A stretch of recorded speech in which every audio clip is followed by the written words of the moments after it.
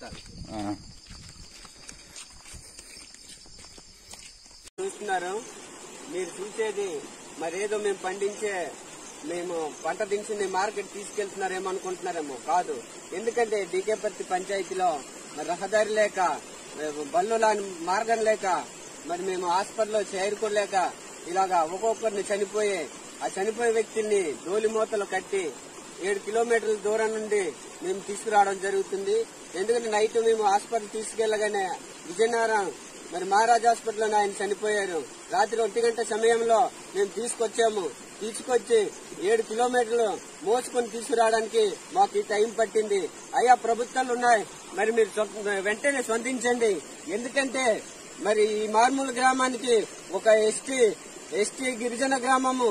మరి మేము బతుకున్నది ఈ లోకల్లోనే బతుకుతున్నాం. అయ్యా, మీరు వెంటనే మా గ్రామాన్ని పరిశీలించండి. మా గ్రామానికి రోడ్డు మార్గం లేదు, ఒక బ్రిడ్జి మార్గం లేవు. మరి అటువంటి గ్రామాలని మీరు వెంటనే స్పందించి మా గ్రామానికి రోడ్డు ఏర్పాటు చేస్తే మా కష్టాల్ని కొంతవరకు మేము హాస్పిటల్కి వెళ్ళడానికి కూడా మంచి మార్గాలు సదుపాయాలు కల్పిస్తారని మరి ఈ మధ్యనే మరి ఎంపీ గారు వచ్చారు. మరి కలిసి టప్పలనాయుడు గారు మా గ్రామానికి వచ్చి మొన్న లాస్ట్ మంత్ 23వ తేదీన వచ్చి మా కష్టాలన్నీ కూడా తెలుసుకున్నారు.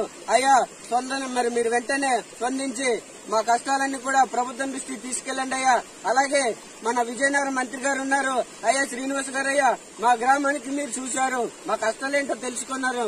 మరి మీరు కూడా మా గ్రామానికి వెంటనే స్పందించి మరి మాకు రోడ్డు సౌకర్యం కల్పిస్తారని మరి మీరు మా కష్టాలన్నీ కూడా మీ వల్ల కాకపోయినా మరి సీఎం గారి దృష్టికి తీసుకెళ్లండి. అలాగే డిప్యూటీ సీఎం గారు పవన్ కళ్యాణ్ గారి దృష్టికి తీసుకెళ్లండి. లేదా అంటే నారా లోకేష్ గారు ఉన్నారు, మరి ఆయన దృష్టికి ఆయన తీసుకెళ్లండి. లేదనుకుంటే మీరు చేయలేమనుకుని చెప్పండి.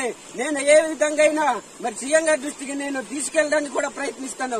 అయ్యా, మీరు ఉన్నారయ్యా, మీకోసం మేము ఎదురు చూస్తున్నామయ్యా. ఎందుకంటే మీరు చేయగలరు, మీరు అనుకుంటే సాధించగలరు. మాకు గిరిజన గ్రామానికి రోడ్డు వేయాలంటే పెద్ద కష్టమేం కాదయ్యా.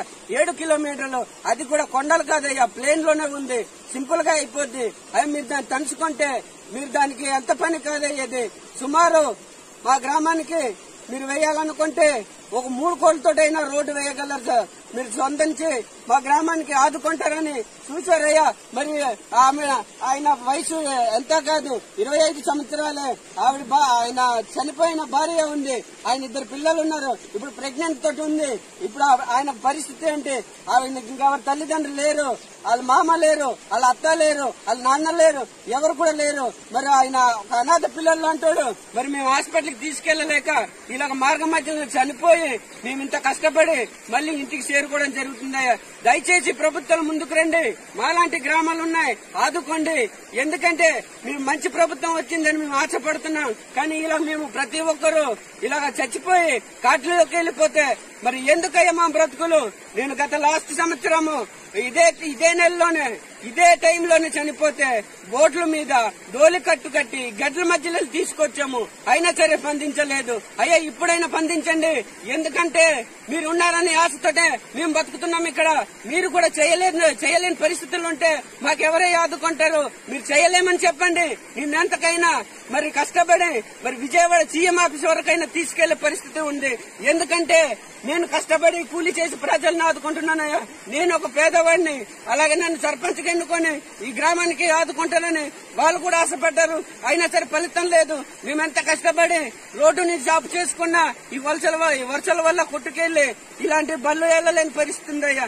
అదేనయ్యా, ఒక రోడ్డు మార్గం ఉంటే అంబులెన్స్ రావాల్సింది, అయినా సరే ఆటో కూడా రాలేని పరిస్థితి వచ్చిందయ్యా. మరి మీరేం చేస్తారో మాకు తెలియదు. వెంటనే స్పందించి మరి మా గ్రామానికి మీరు ఆదుకుంటారని మీకు మనస్ఫూర్తిగా కోరుకుంటున్నానయ్యా. మరి దయచేసి మీరు ఎటువంటి రిస్క్ తీసుకుంటారో నాకు సంబంధం లేదు. ఎందుకంటే మా కష్టాలన్నీ మీరు తీసుకెళ్లవలసిందే నేను కోరుచున్నాను. మరి ప్రతి ఒక్కరు కూడా అయ్యా, మీడియా నాయకులు, మీడియా మిత్రులు, ప్రెస్ వాళ్ళు, మీరందరూ కూడా మరి పై స్టేట్ వరకు కూడా వెళ్లే విధంగా మరి ఈ వీడియోని మీరు ఫార్వర్డ్ చేయండి సార్. ఎందుకంటే మరి ఇటువంటి వీడియోలు నేను ఎన్నో ఫార్వర్డ్ చేశాను, అయినా సరే ఒక నాయకుడు కూడా స్పందించి మా కష్టాలు తీర్చలేదు.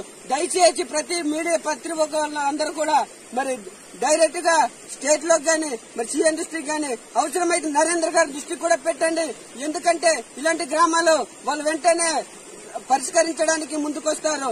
ఎందుకంటే మీరే ఇక్కడే దాచుకుంటున్నారు ప్రతి వీడియో కూడా. మరి బయట అధికారుల దృష్టికి తీసుకెళ్లలేదు. అయ్యా దయచేసి ఇటువంటి సమస్యలు మీరు మీ దగ్గర ఉంచుకోకండి. మరి సీఎం దృష్టికి తీసుకెళ్లండి, అవసరమైతే నరేంద్ర మోడీ దృష్టికి తీసుకెళ్లండి. మరి ఇలాంటి గ్రామాలను మీరు ఆదుకుంటారని మీకు వేడుకుంటున్నామయ్యా తండ్రి నాయన ప్రభువా.